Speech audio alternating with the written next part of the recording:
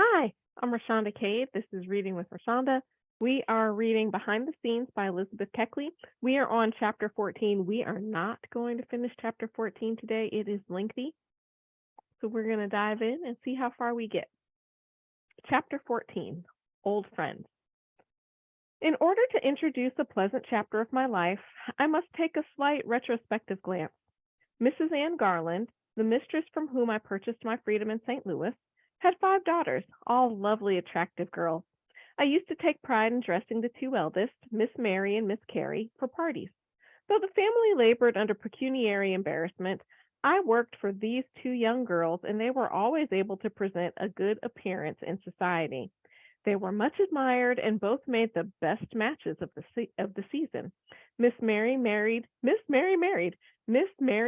Dr. Papin, and Miss Carrie Dr. John Farrow. I loved them both tenderly, and they were warmly attached to me.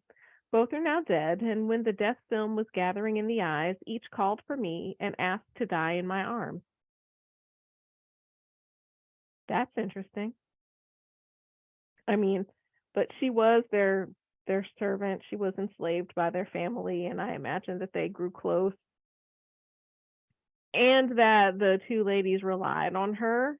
That is an interesting thing to reach out to somebody and be like, I would like to die in your arms. Like, that's what? I mean, beautiful, also kind of weird. Or maybe it's just me. I don't know. Miss Carrie did not long survive her sister, and I wept many tears over the deathbeds of the 2 lovely flowers that had blossomed so sweetly beneath my eyes. Each breathed her last in the arms that had sheltered them so often in the bright, rosy period of life. My mother took care of my son. She couldn't even take care of her own kid because she was caring for these 2 people who owned her. I try not to get upset about that, but like every time you can't take care of your own family because you have to take care of somebody else's family. My mother took care of my son, and Miss Nanny Garland, the 4th daughter, when a wee thing, became my especial charge. She slept in my bed, and I watched over her as if she had been my own child. She called me Yiddy. Mrs. Keckley has a variety of nicknames. This is kind of hitting my cheek. Let's move that. Okay. She called me Yiddy, and I could not have loved her more tenderly had she been the sister of my unfortunate boy. Had she been my actual daughter, I couldn't have loved her more, but the way she phrased it, had she been the sister of my unfortunate boy who was perhaps unfortunate because I couldn't spend any time with her because I was taking care of these other people. She was about 12 years old when I purchased my freedom and resigned my charge to other hands. That's a beautiful way of putting it. When I purchased my freedom and resigned my charge, she resigned, like that's a placid sort of way of leaving a place, and you put things in order before you do, which I completely believe is exactly what she did, but like, not deuces. I'm free. I'm out. After Mrs. Garland's death, the widow moved to Vicksburg, Mississippi, and I lost sight of the family for a few years. My mother accompanied them to Vicksburg, where she died. I made 2 visits to Vicksburg as a free woman, the object of my second visit being to look after the few effects left by my mother. As I did not visit my mother's grave at the time, the Garlands were much surprised, but I offered no explanation. Good for you. You don't need to explain what you're doing to anybody. I mean, okay, sometimes you do, but in this scenario, you did not need to explain what you do or do not do. The reason is not difficult to understand. My mother was buried in a public ground, and the marks of her grave, as I learned, were so obscure that the spot could not be readily designated. To look upon a grave and not feel certain whose ashes repose beneath the sod is painful, and the doubt which mystifies you weakens the force, if not the purity, of the love offering from the heart. They couldn't even bury her and mark her grave, the family that owned her for her entire life. I mean, I'm not surprised, right? Like, it's, of course not, but makes me sad. Memory preserved a sunny picture of my mother's face, and I did not wish to weave somber threads suggested of a deserted graveyard, into it and thus impair its beauty. After spending a few weeks with the family, I returned to St. Louis and then came north. The war broke out, and I lost all trace of the Garlands. Often during my residence in Washington, I recalled the past and wondered what had become of those who claimed my first duty and my first love. When I would mention their names and express interest in their welfare, my northern friends would roll up their eyes in surprise. Why, Lizzie, how can you have a kind thought for those who inflicted a terrible wrong upon you by keeping you in bondage? They would ask. You forget the past is dear to everyone, for to the past belongs the golden period, the days of childhood. Now that's true. For most people, the past is dear. Even, and I'm not talking about people who, have suffered all kinds of trauma. Although I have heard that some people look back on those days fondly too, for whatever reasons. But most people look on the past fondly, even a past that wasn't perfect. We're like, oh, those were the good old days. And I guess that's a reminder that you currently, all of us, are living in the good old days. And then when we look back, we'll be like, oh, yeah, those were the good old days. You forget the past is dear to everyone, for to the past belongs the golden period, the days of childhood. The past is a mirror that reflects the chief incidents of my life. To surrender it is to surrender the greatest part of my existence. Oh, wow, that's deep. To surrender the past is to surrender the greatest part of your existence. That's true because the vast majority of your existence is in the past. You're in the present only in this moment, and you are not guaranteed a future. And every piece of future that you have becomes present, and every present that you have becomes past. So the overwhelming majority of your existence is the past. Oh, that is deep. The past is a mirror that reflects the chief incidents of my life. To surrender it is to surrender the greatest part of my existence. Early impressions, friends, and the graves of my father, my mother, and my son. These people are associated with everything that memory holds dear, and so long as memory proves faithful, it is but natural that I should sigh to see them once more. That was beautiful. But they have forgotten you. They are too selfish to give a single thought to you now that you no longer are their slave. Perhaps so, but I cannot believe it. You do not know the Southern people as well as I do. How warm is the attachment between master and slave? My Northern friends could not understand the feeling, therefore, explanation was next to useless. Sometimes it's like that. They would listen with impatience and remark at the close with a shrug of their shoulders. You have some strange notions, Lizzie. In the fall of 1865, a lady called on me at my apartments in Washington. Her face looked familiar, but I could not place her. When I entered the room, she came towards me eagerly. You were surprised to see me, I know. I am just from Lynchburg, and when I left Cousin Anne, I promised to call and see you if I came to Washington. I am here, you see, according to promise. I was more bewildered than ever.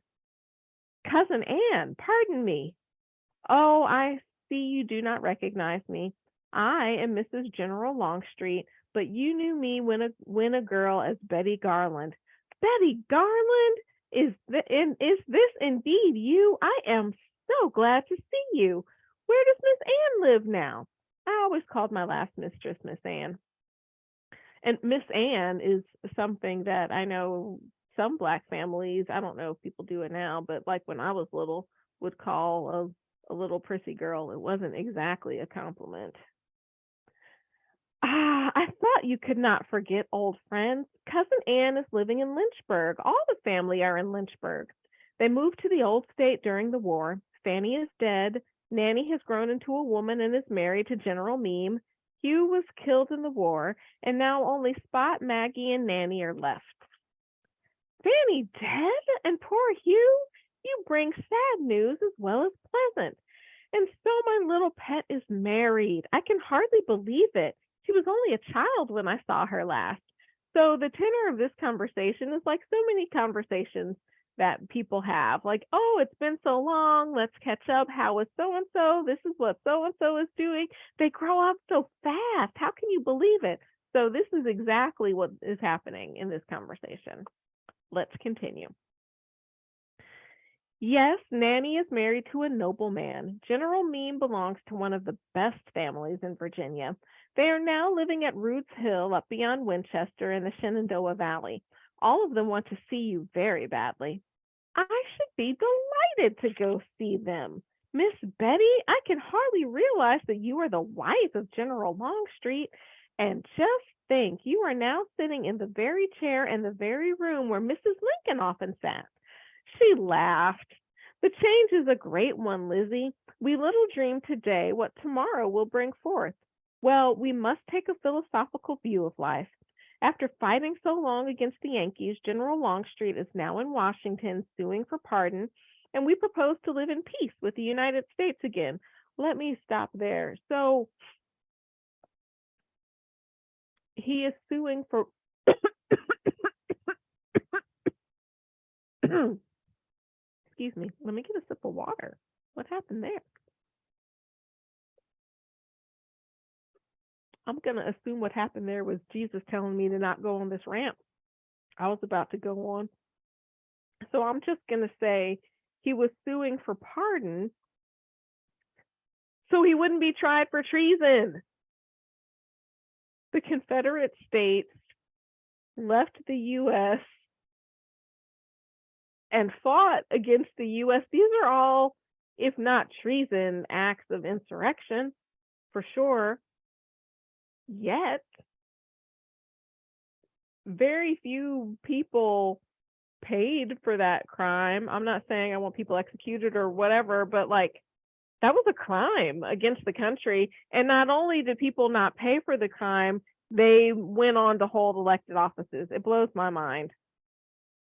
And as much as of a rant that sounded, it's less than what I was going to do. So Jesus spared y'all.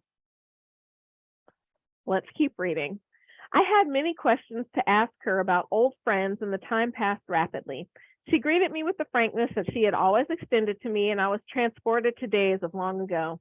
Her stay in Washington was brief, as the general arranged his business, and they left the capital the next day. Mrs. Longstreet gave me the Garland's address, and I wrote to them, expressing the hope that I would be able to see them before long.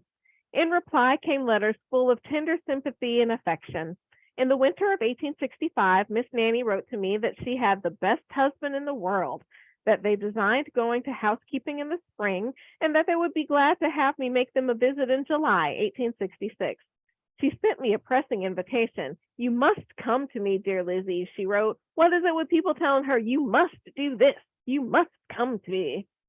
I mean, okay, so maybe it's a turn of phrase, but still, this one piece of hair is driving me crazy. Maybe it's a turn of phrase or whatever, but I don't like it. People telling her what she must do. She sent me a pressing invitation. You must come to me, dear Lizzie, she wrote. We are now living at Rhodes Hill. I am dying to see you. Ma, Maggie, Spot, and Minnie, Sister Mary's child, are with me, and you are only needed to make the circle complete. Come, I will not take no for an answer. How many times are people telling her this? I will not take no for an answer. You will take no for an answer if that is the answer I give you. Who do they think they are? Fortunately, here's the next line. I was anxious to go myself, so she wanted to do it. So no big deal saying, you must do this. I won't take no for an answer, because she's like, I wanted to do it anyway. I was anxious to go myself, and when I received the urgent invitation, I concluded to go at once, and I wrote to them to expect me in August. On the 10th of August, I left Washington for Virginia, taking the train for Harper's Ferry. The journey was attended with several disappointments. We arrived at Harper's Ferry in the night, and being asleep at the time, I was carried to the station beyond, where I had to wait and take the return train. After returning to Harper's Ferry, where I changed cars for Winchester, I missed the train and was detained another day. From Winchester, the only way to reach Rhodes Hill was by a line of stages. We commenced the weary drive in the evening and rode all night. A young gentleman in the stage said that he knew General Meem well and that he would tell me when we reached the place. Relying upon him, I went to sleep, and it appears that the polite young gentleman followed my example. About 4 o'clock in the morning, one of the passengers shook me and asked, Auntie, don't you want to get out at Rhodes Hill? I started up, rubbing my eyes. Yes, are we there? More than there. We have passed it. Okay, so if you knew that was where she wanted to go, why did you not say anything when you were there? I mean, okay, she fell asleep, the other dude fell asleep, but if you knew, why didn't you say something? More than there, we have passed it. Passed it? Yes, it is 6 miles back. You should not sleep so soundly, Auntie. Why did you not tell me sooner? I am so anxious to be there. Fact is, I forgot it. Never mind. Get out at this village and you can take conveyance back. Oh, this is quite the journey. The village, New Market, was in a dilapidated condition. Everything about it spoke plainly of the sad destruction of war. I do wonder sometimes, what did the country look like after the war? Things bombed out and fired and like forests burned down. It had to be horrible. Getting out of the stage, I went into a house, by courtesy named a hotel, where I obtained a cup of coffee. A house by courtesy named a hotel. So what she's telling us is this ain't no hotel. It's not all that nice, but we're being courteous and calling it a hotel. Is there no conveyance from here to Rude's Hill? I asked. Yes, the stage returns this evening, answered the landlord. This evening? I want to go as soon as possible. I should die if I had to stay all day in this lonely place. She sounds like Tad in their house in Springfield.